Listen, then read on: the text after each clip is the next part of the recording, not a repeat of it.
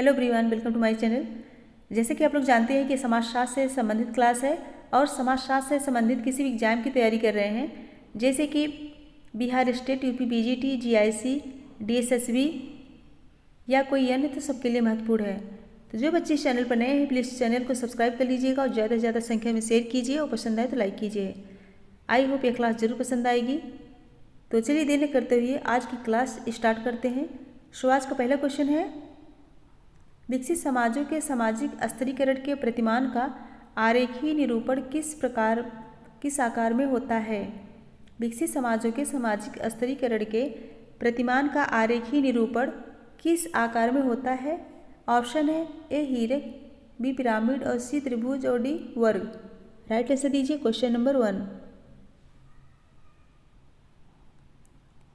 कौन सा राइट होगा? सो राइट होगा ऑप्शन ए हीरक। विकसित समाजों में सामाजिक स्तरीकरण के प्रतिमान का आरेखीय निरूपण हीरक आकार में होता है। ऑप्शन ए करेक्ट होगा। नेक्स्ट क्वेश्चन है, निम्न दो कथनों पर विचार कीजिए। निम्न दो कथनों पर विचार कीजिए। जाति एक स्तरीय सामाजिक व्यवस्था है और बी है प्रत्येक स्तरीय सामाजिक व्यवस्था की विशेषता जाति है। कथन ए, कथन बी। तो निम्न में से कौन सा सही है बताइए कोड देख के। स्टेटमेंट क्यों क्वेश्चन है, इसमें कौन सा राइट होगा? ऑप्शन सी। भारत में जातियों ने संस्तरण की व्यवस्था पैदा की है और प्रत्येक जात समाज के एक खंड का निर्माण करती है। साथ ही वर्ग भी सामाजिक स्तरीकरण का एक प्रमुख स्वरूप है, परंतु जाति प्रत्येक स्तरीय सामाजिक व्यवस्था की विशेषता नहीं है। अतः ए सही है परंतु आर गलत है। ऑप्शन सी करेक्ट होगा। नेक्स्ट क्वेश्चन है, निम्न दो कथनों पर विचार कीजिए। क्वेश्चन नंबर 3, निम्न दो कथनों पर विचार कीजिए। कथन ये है, जात संस्तरण में एक धोबी निम्न प्रस्थित रखता है। निम्न प्रस्थित होगा यहाँ पे, निम्न प्रस्थित रखता है और कारण आर है, एक धोबी दूषित करने वाला व्यवसाय निष्पादित करता है। तो इसमें बताना है कौन सा सही नहीं है।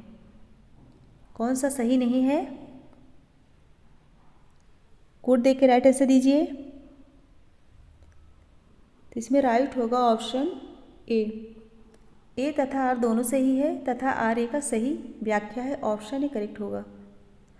भारत की जात संस्तरण में दूषित करने वाली जातियाँ सभी जातियों में निम्न प्रस्थित रखती हैं, अतः ए तथा आर दोनों सही है और आर ए का सही व्याख्या है। नेक्स्ट है क्वेश्चन नंबर 4, वर्तमान भारत में संगठित मजदूर मुख्य रूप से निम्न में से किसका प्रतिनिधित्व करता है।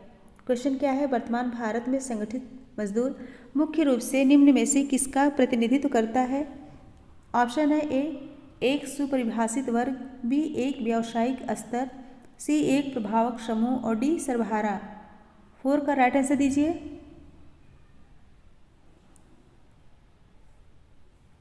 सो राइट होगा ऑप्शन ए एक सुपरिभाषित वर्ग। वर्तमान भारत में संगठित मजदूर मुख्य रूप से एक सुपरिभाषित वर्ग का प्रतिनिधित्व करता है। जन्म के अतिरिक्त किसी भी आधार पर समाज में समूहों का निर्माण वर्ग कहलाता है, जिनकी सामाजिक परिस्थिति एक समान होती है। ऑप्शन ए करेक्ट होगा।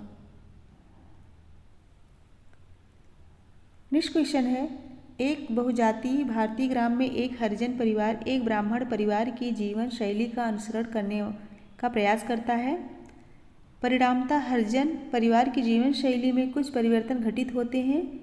समाजशास्त्रीय भाषा शैली में ऐसे परिवर्तनों को निम्न में से किस पर आरोपित करता है। ऑप्शन है ए अनुकरण, बी संस्कृतिकरण और सी संस्कृति ग्रहण और डी पर संस्कृति ग्रहण। राइट आंसर दीजिए।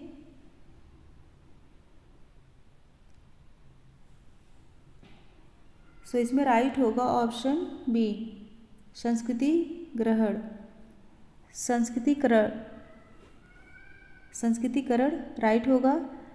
श्रीनिवास ने जाति गतिशीलता की प्रक्रिया को स्पष्ट करने हेतु संस्कृतिकरण यानी कि कल्चरेशन के प्रत्यय का प्रयोग किया और यह एक सार्वभौमिक प्रक्रिया है, उन्होंने बताया।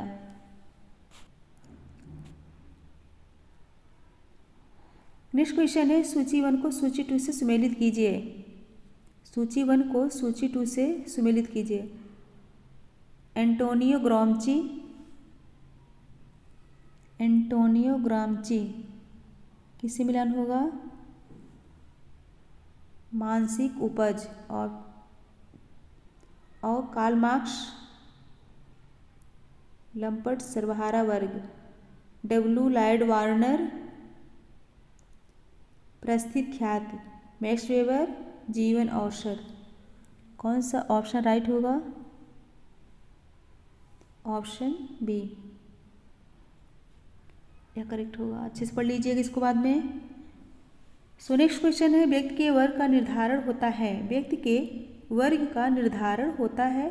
ऑप्शन है उसके व्यवसाय द्वारा, और बी है उसकी जन्म द्वारा, सी उसकी जाति द्वारा, और डी उसकी सामाजिक परिस्थिति द्वारा। राइट आंसर दीजिए क्वेश्चन नंबर 7। तो राइट होगा ऑप्शन डी, उसकी सामाजिक परिस्थिति द्वारा। ऑप्शन डी करेक्ट होगा। बीयरस्टेड ने वर्ग निर्धारण के 7 आधारों का उल्लेख किया है। संपत्ति, धन एवं आय, परिवार एवं नातेदारी, निवास की स्थिति, निवास स्थान की अवधि, व्यवसाय की प्रकृति, शिक्षा एवं धर्म। नेक्स्ट क्वेश्चन है जनजातीय समाजों में अवस्था समुच्चय को निम्न में से किसका एक आधार माना जाता है? अवस्था समुच्चय को निम्न में से किसका एक आधार माना जाता है? क्या है अवस्था समुच्चय? ऑप्शन है ए सामाजिक विनिधान, बी सामाजिक विभेदीकरण, सी सामाजिक गणना, और डी सामाजिक स्तरीकरण। राइट आंसर दीजिए।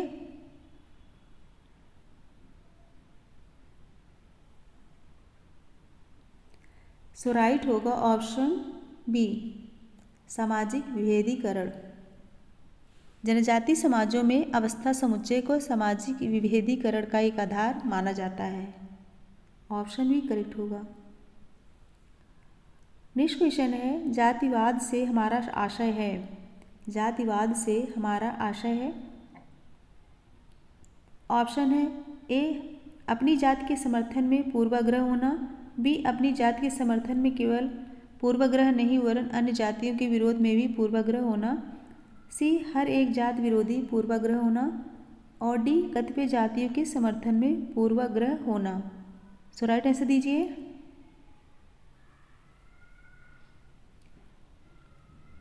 इसमें राइट होगा ऑप्शन बी। जातिवाद से हमारा आशय अपनी जाति के समर्थन में केवल पूर्वाग्रह नहीं वरन अन्य जातियों के विरोध में भी पूर्वाग्रह होना है। ऑप्शन बी करेक्ट होगा। नेक्स्ट क्वेश्चन है मैक्स वेबर के अनुसार एक परिस्थिति समूह वह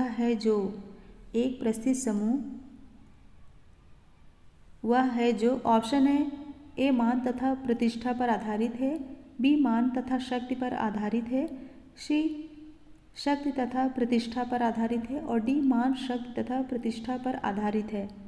10 का राइट आंसर दीजिए।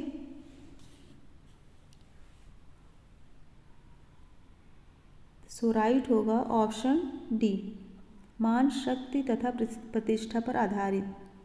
Option D. मैक्स वेबर के अनुसार एक परिस्थिति समूह वह है जो कि मान शक्ति तथा प्रतिष्ठा पर आधारित है। वेबर भी स्तरीकरण उत्पन्न करने में मार्क्स की भांति वर्गों के महत्व को स्वीकार करते हैं। नेक्स्ट क्वेश्चन है मैक्स वेबर के अनुसार स्तरीकरण के निम्न 3 आधार क्या है? मैक्स वेबर के अनुसार स्तरीकरण के निम्न 3 आधार क्या है? ऑप्शन है ए वर्ग शक्ति तथा शिक्षा, बी शक्ति परिस्थिति तथा शक्ति, सी वर्ग परिस्थिति तथा शक्ति, और डी वर्ग परिस्थिति तथा शिक्षा।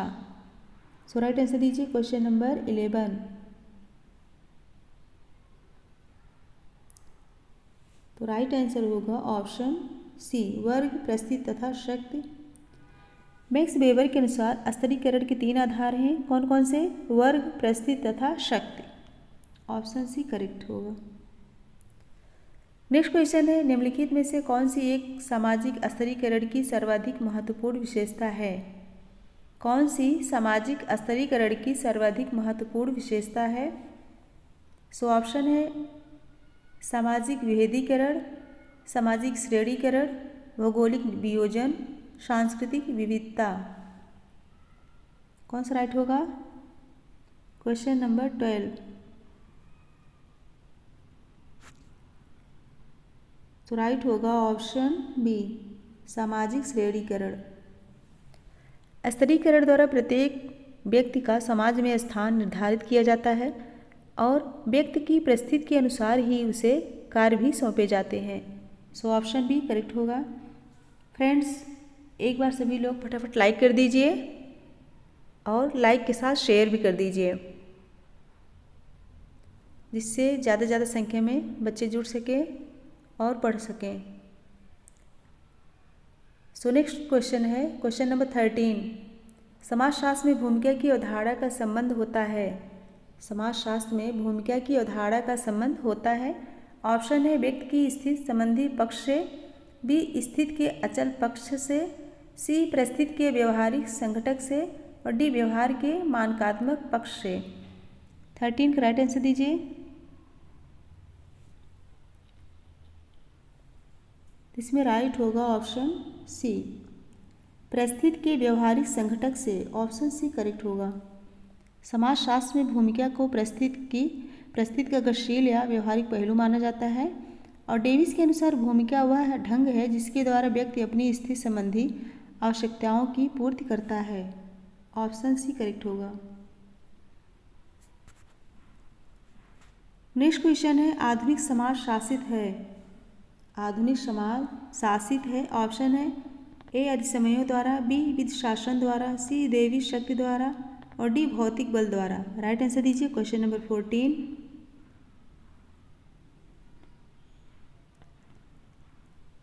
इसमें राइट होगा ऑप्शन बी, विधि शासन द्वारा। आधुनिक समाज शासित है विधि शासन द्वारा। ऑप्शन बी करेक्ट होगा।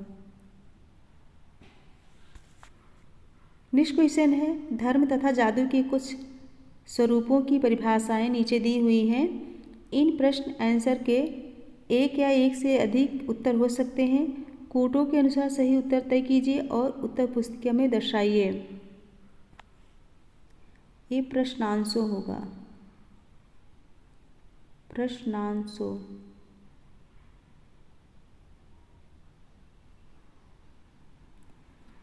तो इसमें जो है ऑप्शन है आदिमानव के मानसिक अनुमान का परिणाम धर्म है, बी है प्राणवादी भौतिक तथा प्राकृतिक बदले के अस्तित्व में विश्वास है जो कि पद्धति में विद्यमान रहता है, सी है जीववाद आत्माओं में विश्वास है जो कि सजीव तथा निर्जीव वस्तुओं में विद्यमान रहती है, डी जादुई प्रक्रियाएं तार्किक विचारों का निष्कर्ष है तथा उनका उद्देश्य देवताओं को प्रसन्न करना है। कोड देख के राइट आंसर दीजिए। कौन सा राइट होगा? इसमें राइट होगा ऑप्शन बी, प्राणवादी भौतिक तथा प्राकृतिक बदले के अस्तित्व में विश्वास करता है जो कि पद्धति में विद्यमान रहता है और जादुई प्रक्रियाएं तार्किक विचारों का निष्कर्ष है तथा उनका उद्देश्य देवताओं को प्रसन्न करना है। ऑप्शन बी करेक्ट होगा। अच्छे से पढ़ लीजिएगा, बाद में क्वेश्चन बहुत लंबा है। नेक्स्ट है क्वेश्चन नंबर 16। निम्न में से किसने जादू को विज्ञान की अवैध बहन के रूप में कहा है? किसने जादू को विज्ञान की अवैध बहन के रूप में कहा है? ऑप्शन है A Tylor, B Frazer, C Marett और D Malinowski. Question number 16 right answer दीजिए। इसमें राइट होगा ऑप्शन बी फ्रेजर। फ्रेजर ने जादू को विज्ञान की अवैध बहन के रूप में कहा है। नेक्स्ट क्वेश्चन है, भारत में जात व्यवस्था की उत्पत्ति में निम्नलिखित में से किसने मानव विश्वास को एक प्रमुख कारक के रूप में स्पष्ट किया है? किसने मानव विश्वास को एक प्रमुख कारक के रूप में स्पष्ट किया है? ऑप्शन है ए हट्टन, बी इवेटसन, सी नेस्फील्ड और डी रिजले। राइट आंसर दीजिए क्वेश्चन नंबर 17। इसमें राइट होगा ऑप्शन ए हट्टन। आदिम संस्कृत या मानक सिद्धांत का प्रतिपादन हट्टन ने वर्ष 1861 में किया था और उन्होंने विभिन्न जातियों के बीच पाए जाने वाले विवाह एवं खान पान संबंधी निषेधों को समझाने के लिए मानक का सहारा लिया। किस सन में किया था? 1861 में। नेक्स्ट क्वेश्चन है, जनजातियों में धर्म के एक सामान्य स्वरूप को जिसका काल तथा देश अत्यंत पृथक्करण किया गया है समाजशास्त्री कहते हैं। ऑप्शन है ए एकेश्वरवाद, बी बहुदेववाद, सी टोटमवाद और डी शितोधर्म। राइट आंसर दीजिए कौन सा राइट होगा? Question number 18।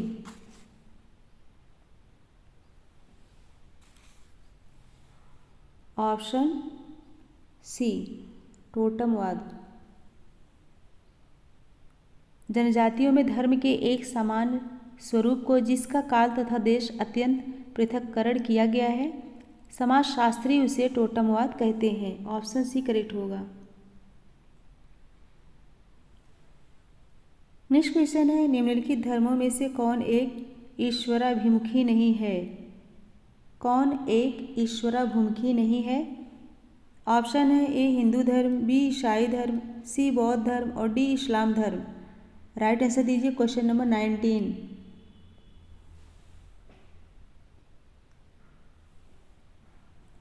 इसमें राइट होगा ऑप्शन सी बौद्ध धर्म। बौद्ध धर्म ईश्वराभिमुखी नहीं है, इसमें ईश्वर का कोई स्थान नहीं है, अर्थात बौद्ध धर्म नास्तिकों का धर्म है। अष्टांग मार्ग के द्वारा इन्होंने निर्वाण की प्राप्ति संभव बताया है। ऑप्शन सी करेक्ट होगा। नेक्स्ट क्वेश्चन है, कार्ल मार्क्स के अनुसार साम्यवाद। कार्ल मार्क्स के अनुसार साम्यवाद ऑप्शन है क्रांतिकारी क्रियाओं में सहायक है और बी है समुदाय को एक समरूप देता है क्रियाओं और सी है सामाजिक परिवर्तन के लिए दीपक देता है। डी है सामाजिक संस्थाओं की स्थापित व्यवस्था को समर्थन प्रदान करता है। ऑप्शन देख के राइट आंसर बताइए। Question number 20। इसमें राइट होगा ऑप्शन ए क्रांतिकारी क्रियाओं में सहायक है। मार्क्स के साम्यवादी घोषणा पत्र में कहा गया है, साम्यवाद अपने शाब्दिक अर्थ में क्रांतिकारी प्रणाली का सिद्धांत है। नेक्स्ट क्वेश्चन है, निम्नलिखित कारकों में से कौन सा एक कारक पूंजीवादी तथा समाजवादी आर्थिक व्यवस्था के बीच सारभूत अंतर की सर्वोत्तम पहचान है? सारभूत अंतर की सर्वोत्तम पहचान है। ऑप्शन है ए उत्पादन के साधन, बी उत्पादन के साधनों का स्वामित्व, सी औद्योगिक व्यवस्था की जटिलता और डी कार्य संगठन। 21 राइट आंसर दीजिए।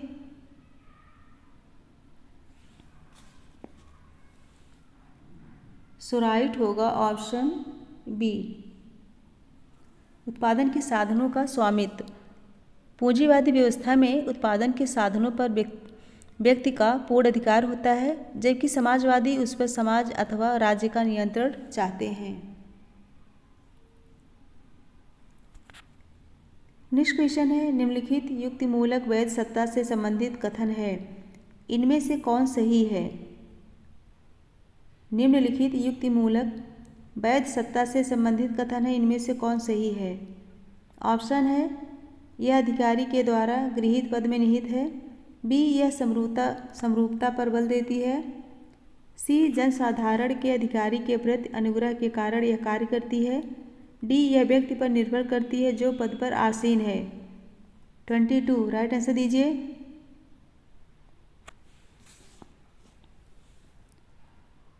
राइट होगा ऑप्शन ए। राइट मिल्स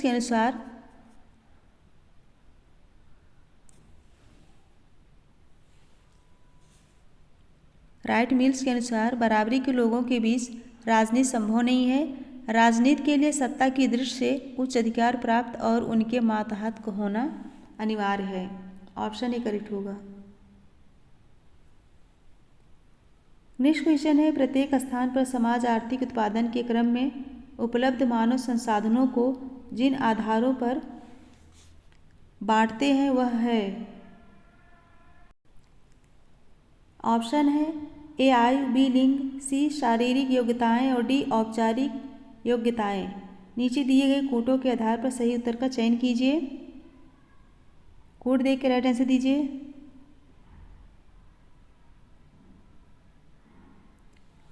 कौन सा राइट होगा? Option D. Option D correct होगा। आयु, लिंग, शारीरिक योग्यताएं, औपचारिक योग्यताएं। उपलब्ध मानव संसाधनों को जिन आधारों पर बांटते हैं वह है आयु, लिंग, शारीरिक योग्यताएं और औपचारिक योग्यताएं। ऑप्शन डी करेक्ट होगा। नेक्स्ट क्वेश्चन है, निम्न कथनों पर विचार कीजिए। कथन ए, परिवार एक प्राथमिक सामाजिक इकाई है, और बी है परिवार अपने सदस्यों का संरक्षण करता है, उन्हें आर्थिक समर्थन प्रदान करता है। निम्न में से कौन सा सही है? कोड देख के राइट आंसर दीजिए। सो राइट होगा ऑप्शन बी। ए और आर दोनों सही, परंतु ए आर का सही व्याख्या नहीं है। एक सामाजिक सांस्कृतिक पर्यावरण के रूप में परिवार अपने सदस्यों के जीवन को समाजीकरण की प्रक्रिया द्वारा प्रभावित करता है तथा सदस्यों के व्यवहारों का नियमन करता है। यह समाज की प्राथमिक इकाई है। और मर्डा के अनुसार इसके जो है प्रमुख प्रकार कौन कौन से हैं? यौनगत, प्रजनात्मक, आर्थिक तथा शैक्षणिक।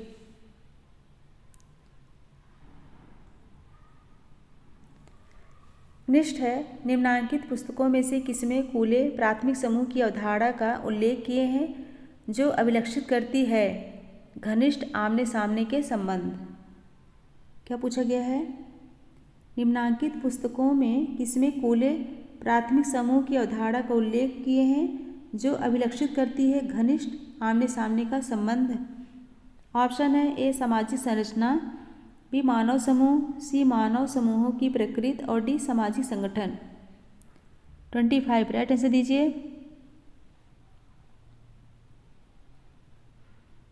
सो राइट होगा ऑप्शन डी सामाजिक संगठन, सोशल ऑर्गेनाइजेशन। कूले ने अपनी पुस्तक सामाजिक संगठन 1909 में आई थी, सोशल ऑर्गेनाइजेशन। इसमें उन्होंने प्राथमिक समूह की अवधारणा का प्रयोग किया है। नेक्स्ट क्वेश्चन है, जैविकी पिता तथा सामाजिक पिता के बीच पृथक्करण पाए जाने वाले परिवार को कहा जाता है। जैविकी पिता तथा सामाजिक पिता के बीच पृथक्करण पाए जाने वाले परिवार को कहा जाता है। ऑप्शन है ए उभय स्थानिक, बी दाम्पत्य मूलक, सी बहुपद और डी पितृतंत्रात्मक। 26 राइट आंसर दीजिए। तो इसमें राइट होगा ऑप्शन कौन सा? ए उभय स्थानिक। उभय स्थानिक परिवारों में वंश परिचय वंशानुगत संबंध पर निर्भर न होकर सभी निकट के संबंधियों पर समान रूप से आधारित होता है। सो ऑप्शन ए करेक्ट होगा। नेक्स्ट है, सूची 1 को सूची 2 से सुमेलित कीजिए। सुमेलित करना है। Westermarck, history of human marriage, Briffault, इनकी पुस्तक है द मदर्स, और R.H. लोवी, प्रिमिटिव सोसाइटी, और मार्गन एंशिएंट समित। तो कौन सा ऑप्शन राइट होगा? सो राइट होगा ऑप्शन सी। अच्छे से पढ़ लीजिएगा बाद में। नेक्स्ट क्वेश्चन है, जिस विवाह में एक उच्च जात की स्त्री निम्न जात के पुरुष से विवाह करती है उसे कहा जाता है। ऑप्शन है ए वहीद विवाह, बी प्रतिलोम विवाह, सी अनुलोम विवाह और डी अंतर्विवाह। 28 का राइट आंसर दीजिए, ये तो ईजी है। तो इसमें राइट होगा ऑप्शन बी प्रतिलोम विवाह। जिस विवाह में एक उच्च जाति की स्त्री निम्न जाति के पुरुष से विवाह करती है तो उसे प्रतिलोम विवाह कहा जाता है।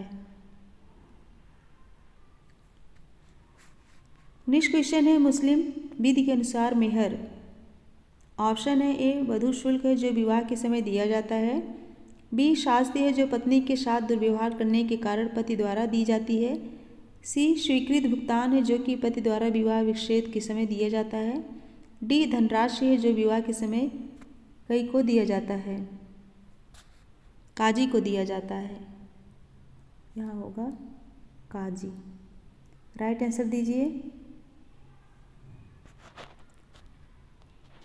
29। तो इसमें राइट होगा ऑप्शन ए, ये तो सभी को पता होगा, वधू शुल्क है जो विवाह के समय दिया जाता है। मुस्लिम विधि के अनुसार मेहर वधू शुल्क है जो विवाह के समय दिया जाता है। क्वेश्चन नंबर 30, सोरोरेट की निम्नलिखित परिभाषा में से कौन एक सही है। सोरोरेट की निम्नलिखित परिभाषा में से कौन सही है। ऑप्शन है ए मृत पत्नी की भगिनी से विवाह करने की एक प्रथा है, बी मृत पति के भ्राता से विवाह करने की एक प्रथा है, और सी भगिनी की पुत्री से विवाह करने की एक प्रथा है, और डी माता की पुत्री से विवाह करने की एक प्रथा है। राइट आंसर दीजिए। सोरोरेट, इसमें राइट होगा ऑप्शन ए, मृत पत्नी की भगिनी से विवाह करने की एक प्रथा है। ऑप्शन ए करेक्ट होगा। नेक्स्ट क्वेश्चन है, निम्नलिखित युग्मों में से कौन एक समृद्ध स्वजनों का दृष्टांत नहीं है। समृद्ध स्वजनों का दृष्टांत नहीं है। ऑप्शन है ए भ्राता भगिनी, बी पिता पुत्र, सी पति पत्नी और डी माता पुत्री। 31 राइट आंसर दीजिए।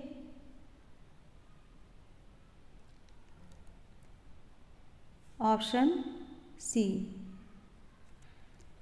पति पत्नी संबंध वैवाहिक संबंध पर आधारित स्वजन है। ऑप्शन सी करेक्ट होगा।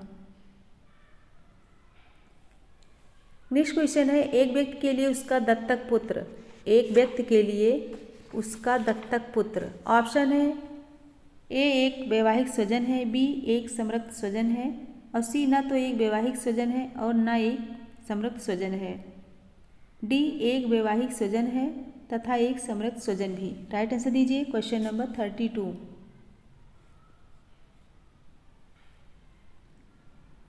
तो सो राइट होगा ऑप्शन सी, न तो एक वैवाहिक स्वजन है और न एक संरक्त स्वजन है। एक व्यक्ति के लिए उसका दत्तक पुत्र न तो एक वैवाहिक स्वजन है और न एक संरक्त स्वजन है। नेक्स्ट क्वेश्चन है, निम्नलिखित किस जाति में पिता की संपत्ति सभी पुत्रों को विरासत में बराबर नहीं मिलती थी। किस जाति में पिता की संपत्ति सभी पुत्रों को विरासत में नहीं मिलती थी। ऑप्शन है ए केवल जटिल समाजों के लिए, बी केवल धर्म की संस्थाओं के लिए, सी समितियों के आकार निर्धारित के लिए, और डी संस्थाओं तथा अन्य प्रतिमानों के बीच मूल अंतर समझने के लिए। राइट आंसर दीजिए, कौन सा राइट होगा। ऑप्शन सी, समितियों के आकार निर्धारित करने के लिए। संस्थाओं को संप्रेषित करने के लिए विशिष्ट समितियों की आवश्यकता होती है। यह तथ्य समितियों के आकार निर्धारित करने के लिए महत्ता रखता है। सो ऑप्शन सी करेक्ट होगा। नेक्स्ट क्वेश्चन है, आवास का वह नियम जिसमें एक विवाहित युगल वर की माता के भाई के साथ रहने के लिए कहा जाता है। आवास का वह नियम जिसमें एक विवाहित युगल वर की माता के भाई के साथ रहने के लिए कहा जाता है। ऑप्शन है ए पत्नी स्थानिक, बी पति स्थानिक, सी मातुल स्थानिक और डी नव स्थानिक। 34 राइट आंसर दीजिए क्वेश्चन नंबर 34।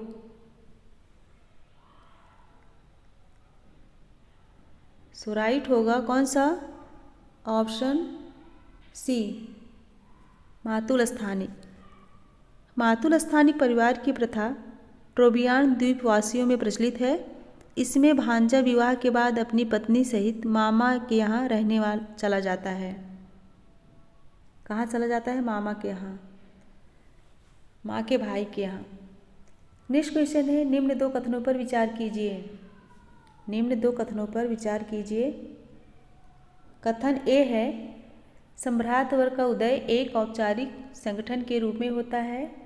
और कारण आर है, औपचारिक संगठनों में प्रतिभाशाली नेताओं की आवश्यकता होती है। बताना है कौन सा सही है। कोड देख के राइट आंसर दीजिए।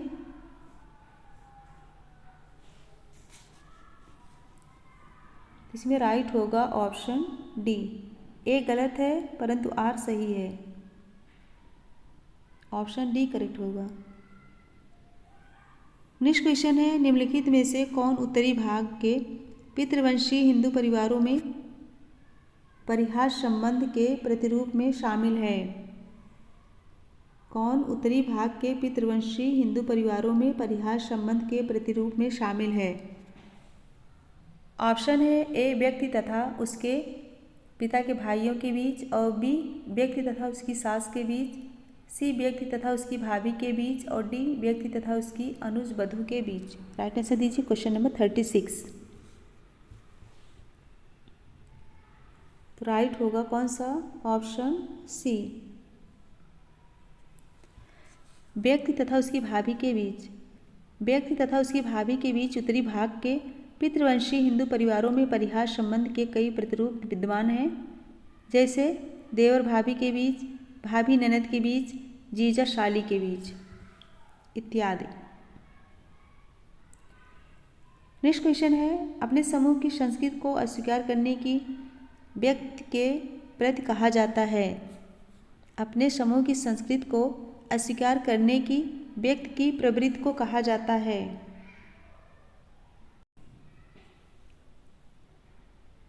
ऑप्शन है ए, अहम केंद्रवाद, बी, उद्ग्रीत राष्ट्रवाद, और सी, धार्मिक कट्टरता, और डी, विदेशी केंद्रीयता। क्वेश्चन नंबर 37 राइट आंसर दीजिए। सो राइट होगा ऑप्शन कौन सा? ए, अहम केंद्रवाद। अपने समूह की संस्कृति को अस्वीकार करने की व्यक्ति की प्रवृत्ति जो है अहम केंद्रवाद कहा जाता है। नेक्स्ट क्वेश्चन है, कुछ समुदायों में माता तथा उसकी भगिनी के लिए समान शब्दावली का प्रयोग किया जाता है। निम्नलिखित में से यह प्रचलन किसका परिचालक है? ऑप्शन है देवर अधिकार, बी, बहुपत्नी प्रथा, सी, शाली विवाह, और डी, बहुपद प्रथा। राइट आंसर दीजिए क्वेश्चन नंबर 38। सो राइट होगा कौन सा? ऑप्शन सी, शाली विवाह। जिन समाजों में शाली विवाह का प्रचलन है वहाँ प्रथा के रूप में एक व्यक्ति को अपनी पत्नी की सभी बहनों से विवाह करना पड़ता है। ऑप्शन सी करेक्ट होगा। नेक्स्ट क्वेश्चन है, उस प्रक्रिया को जिसके द्वारा एक विशिष्ट सांस्कृतिक समूह के सांस्कृतिक लक्षण दूसरी संस्कृति में फैल जाते हैं कहा जाता है। उस प्रक्रिया को जिसके द्वारा एक विशिष्ट सांस्कृतिक समूह के सांस्कृतिक लक्षण दूसरी संस्कृति में फैल जाते हैं कहा जाता है। ऑप्शन है ए, उद्विकास, बी, समीकरण, सी, समंजन, और डी, मिश्रण। राइट आंसर दीजिए क्वेश्चन नंबर 39। कौन सा राइट होगा? ऑप्शन डी, विसरण। यह विसरण होगा।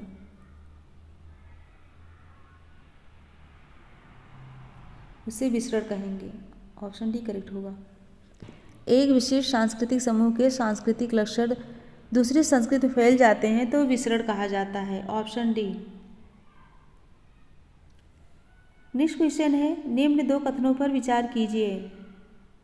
कथन ये है, मुस्तारी संस्कृतियों का अनुशीलन में निएंडरथल मानव द्वारा किया जाता है, और कारण भी है निएंडरथल मानव पशुचारक थे। किया जाता था, यहाँ होगा किया जाता था। कुट देख के राइट आंसर दीजिए।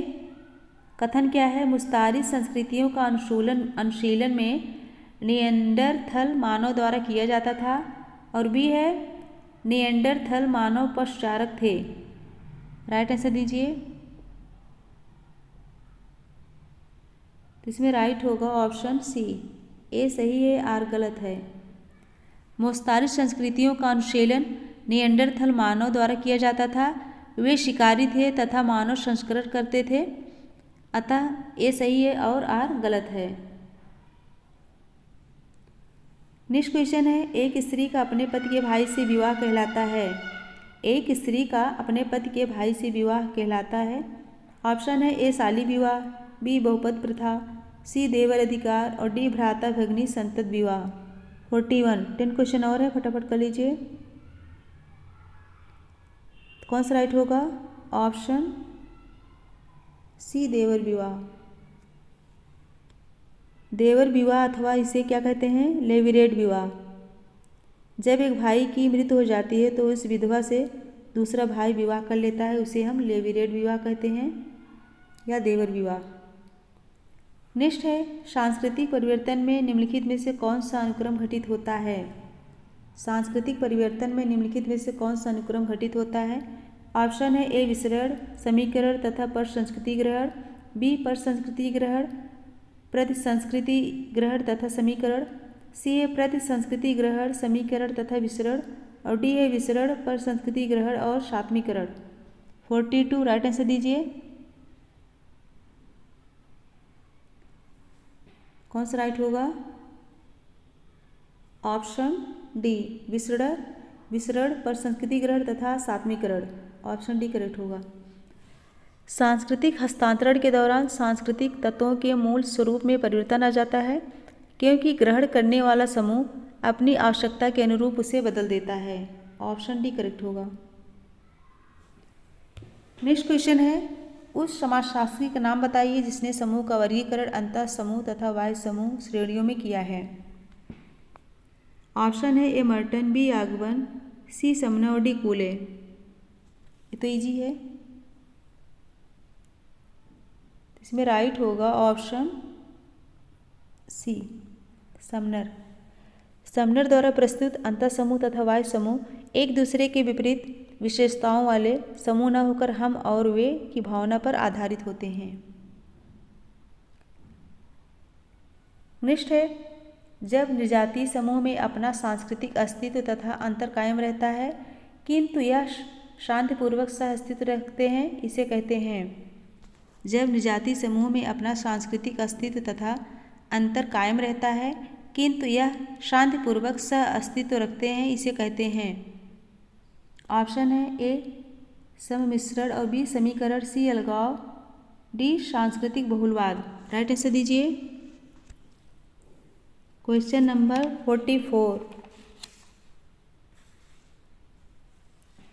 इसमें राइट होगा ऑप्शन ए सम्मिश्रण। जब निर्जातीय समूहों में अपना सांस्कृतिक अस्तित्व तथा अंतर कायम रहता है किंतु वे शांतिपूर्वक सह अस्तित्व रखते हैं, इसे सम्मिश्रण कहते हैं। ऑप्शन ए करेक्ट होगा। नेक्स्ट है, अंग्रेजी तथा भारतीय संस्कृतियों के एक दूसरे पर पारस्परिक प्रभाव को किस प्रत्यय द्वारा व्यक्त किया जाता है? अंग्रेजी तथा भारतीय संस्कृतियों के एक दूसरे पर पारस्परिक प्रभाव को किस प्रत्यय द्वारा व्यक्त किया जाता है? ऑप्शन है ए समंजन, बी पर संस्कृति ग्रहण, सी पश्चिमीकरण और डी समीकरण। राइट आंसर दीजिए। Question number 45। सो राइट होगा ऑप्शन बी पर संस्कृति ग्रहण। अंग्रेजी तथा भारतीय संस्कृतियों के एक दूसरे पर पारस्परिक प्रभाव को पर संस्कृति ग्रहण प्रत्यय द्वारा व्यक्त किया जाता है।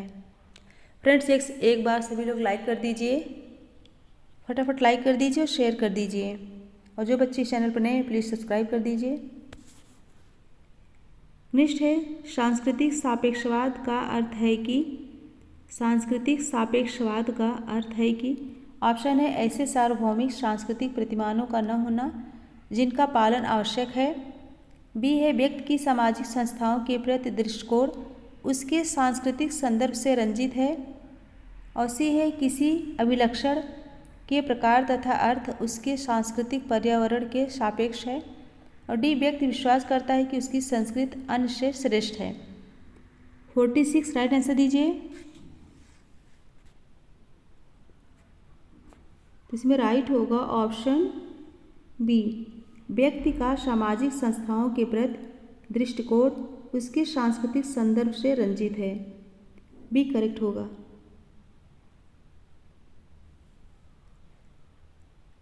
नेक्स्ट क्वेश्चन है, दुर्खीम ने समाज के वर्गीकरण को निम्नलिखित में से किस रूप में किया था? दुर्खीम ने समाज के वर्गीकरण को निम्नलिखित में से किस रूप में किया था? ऑप्शन है ए यांत्रिक और सावयवी, यहाँ होगा सावयवी। और बी है गेमिशेप्त एवं गैशलशेप्त, सी साक्षर और असाक्षर निरक्षर, और डी विवरित और संतरित। राइट आंसर दीजिए। कौन सा राइट होगा? ऑप्शन ए, यांत्रिक और सावयवी। दुर्खीम ने समाज में पाई जाने वाली सामाजिक व्यवस्था को दो वर्गों में बांटा है। पहला है यांत्रिक एकता जो आदिम समाज की विशेषता है, और दूसरा है सावयवी एकता जो आधुनिक समाज की विशेषता है। ये सावयवी है, कंफ्यूज मत होइएगा, सावयवी।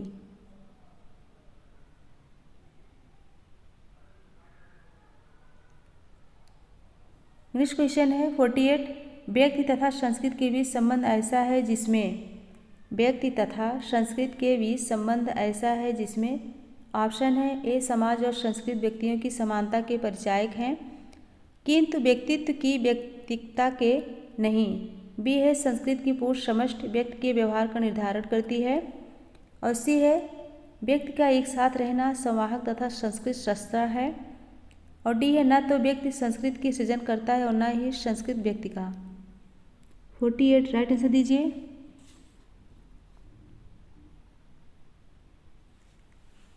इसमें कौन सा राइट होगा? ऑप्शन बी, संस्कृत की पूर्ण समष्टि व्यक्ति के व्यवहार का निर्धारण करती है। ऑप्शन बी करेक्ट होगा।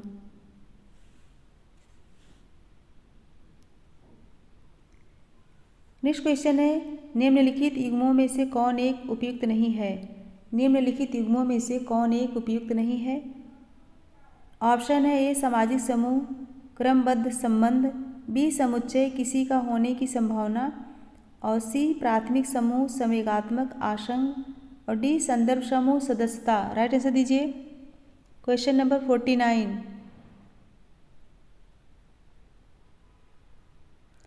तो इसमें राइट होगा ऑप्शन बी,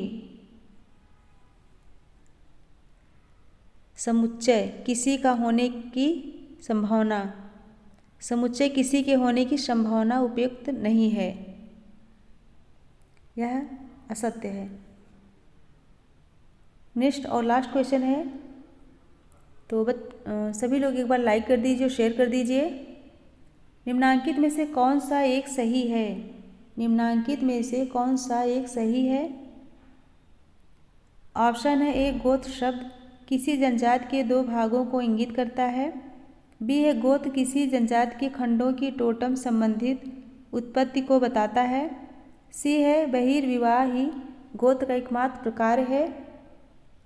और डी है गोत्र जनजाति में वंशागत के नियमों को नियंत्रित करता है। Question number 50